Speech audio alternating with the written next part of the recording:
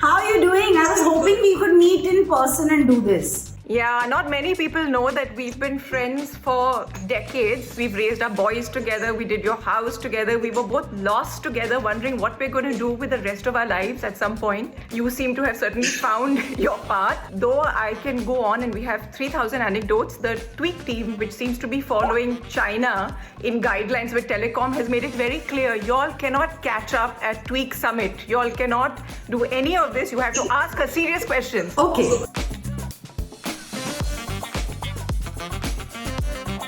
And you've been working for what, 30 years? What Plus is it that 20, keeps you 25. motivated? Yeah. What makes you jump out of bed and want to do this? And you can see that greed to work in your eyes. I can see it. As you grow, you want more.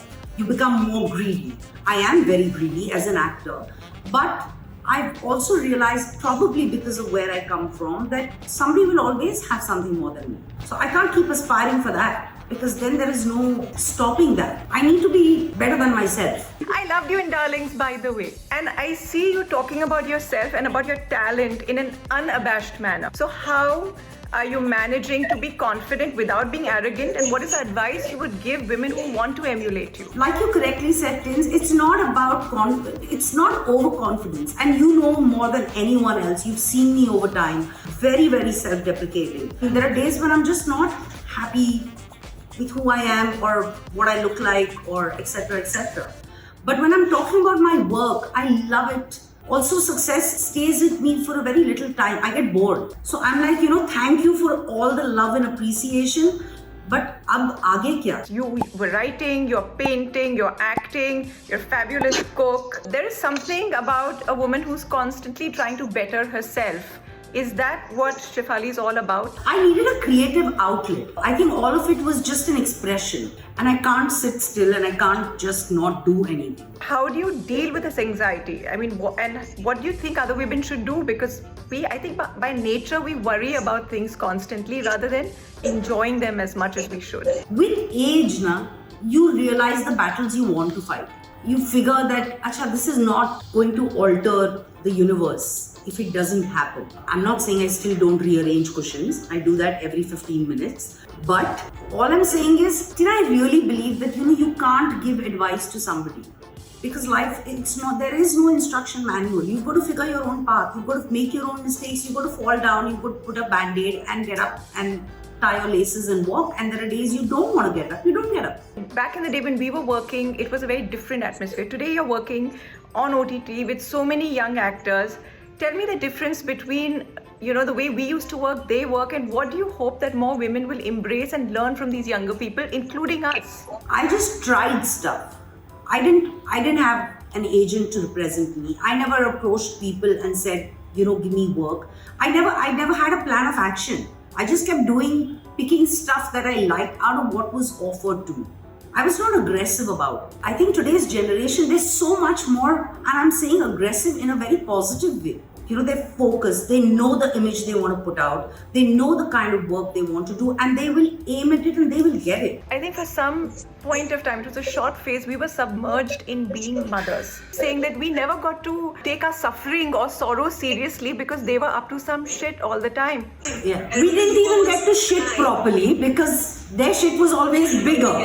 Yeah, that was a bigger problem. But I remember you were crying once and suddenly we burst out laughing because Arab was in a bush with some video camera taking the whole thing and recording it. How did you manage to stay, along with being their mother, being Shefali? In our society, women who just take care of their homes or are mothers aren't taken as seriously. Because it's like, karte kya ho? Jabki it's probably the toughest job in the world. First, the umbilical cord wasn't cut. Then suddenly it snapped and they became dad's kids and not mom's kids anymore. And the only person they could fight with was me. So all of that, I've been through it. And then today when they look at me or the way they talk about me, I can see the respect and they register that she has made these choices of giving us all of her. And that's contributed to who they've become today. And now you're not standing in the kitchen, you're there.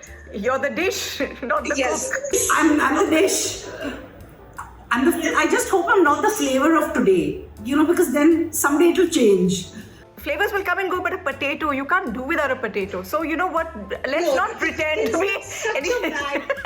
You called me a potato right now. It's a great on a thing. platform. You did not I mean, just any do that. cuisine in the world you can't do without being a potato. Be a potato. I don't know why people have these, great dreams of being caviar. I mean, you can eat that once in a while. Be a potato. I You have have no work interest every in day. caviar.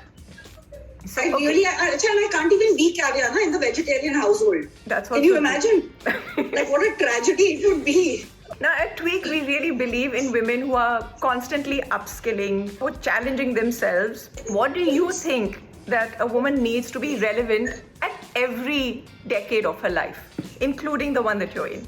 When people ask me, so you finally arrived, and my answer is, I don't want to reach that point where I have arrived, because then I won't have anywhere to go further. And finally being true to what you want, because you have to live with yourself 24/7.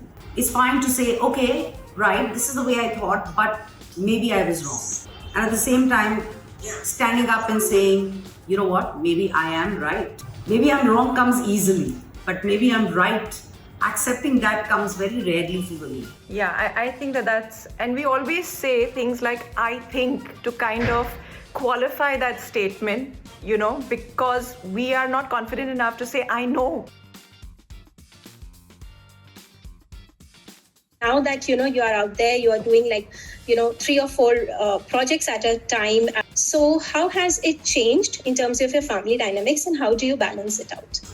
One of the most wonderful changes that has happened is I don't decide the evening menu anymore. I don't have to decide. Maharaj does not call me to ask me khana kya banega. I really don't know, and I don't care. So Vipul tells the menu. Not only does he tell the menu, he sends YouTube videos to my cook. So that's a very big growth in my house. Trust me when I say this. It's like, wow, thank God I don't have to do this anymore. So at that point of time, if I'm shooting and if nobody's won the Oscar or a national award or lost an arm or a limb, I'm sure they can wait. At some point, you have to let that ball drop. You have to let 3 evenings go without there being any dinner before they figure that they have to step in. Otherwise, they will constantly expect you to do it. She must have forgotten to order dinner, I'm telling you, a couple of times, and that's when Vipul must have said, okay, now I need to do this, because she's clearly not doing it. So sometimes as women, we're so responsible that we want to do everything, but we have to let it go so that another person can take our place as well. You were not getting the kind of roles you deserve, and you're such a talented artist. So how do you handle that situation? I genuinely thought I wasn't good enough. Also, I have this point of view, which may not necessarily be true, was that if it's a director's prerogative to cast. So if they appreciate my work and if they think I fit the role, they'll offer it to me. But that's not necessarily the right way to be. I mean, there is absolutely no shame in approaching someone or reaching out to someone and saying, I would love to work with you. When you have the moment of self-doubt, how do you deal with it? So I think I've become pretty adept at dealing with it, because I'm dealing with it on a almost 15-minute break. Every 15 minutes I'm questioning something. I ordered coffee. Is this the right coffee? Should I even have it? Recently, I have reached a point where if somebody is giving me a point of view, either I get convinced, or I will say, I respect your point of view, but I think I was good in this. Or I feel I did it right. But it's come after very, very long. Does external validation really matter for you? Because every time when I seek external validation, I instantly feel bad about it, that, oh, you should have this confidence within you. No, the validation has to come from people I love and people I value. And there will be people who may not like me, but it's fine. Yeah, we are potatoes, but we can't please everyone. It's just as simple as that. It's really fine. And I love reading these quotes and I read these articles about self-love and all that. But let's be realistic. We're living in a world where you want to be appreciated and everyone wants to be. So it's only fair to expect it, and it's only right to give it. It's only right. So it's fine. I mean, I completely understand it, and it's very nice. It sounds great. All your love has to come from your self-love. It doesn't happen. At least not for me. So you've chosen characters that brought a change in societal perception over the ones that brought commercial success. What do you think has given you more contentment so far? Delhi Crime is the turning point of my life. It changed everything for me. She has strength, she has wit, she has grace. What I like about Vartika, and which I think kind of works and I figured that that works for me as well, is that don't beat around the bush about certain things. It's a lot of energy. There's really a lot of wasted energy in that. So if you want something, make it very clear and get it done. My question is for both of you. I want to know, how do you stop yourself from overthinking? I don't know if there's a surefire method to stop yourself from overthinking, but you can placate yourself. What are you anxious about? Because it's always an anxiety. And then if you remind yourself that everything that you have is borrowed. Our anxiety is about change, fearing change, what's going to happen to us, what's coming tomorrow. But when you just sit and think about it, everything you have is borrowed. Even the air you're breathing right now is borrowed. You have to give it back. What you're seeing is borrowed. What you're hearing is borrowed. This life itself is borrowed. And if you remind yourself of that constantly, then that anxiety of where you are, this little piece in this huge puzzle, will sort of dissipate a little bit. And I remind myself how little I am in the big scheme of things and how nothing is really mine anyway. I want to ask about the guilt, of never being good enough as a mom. I'm also a working mom.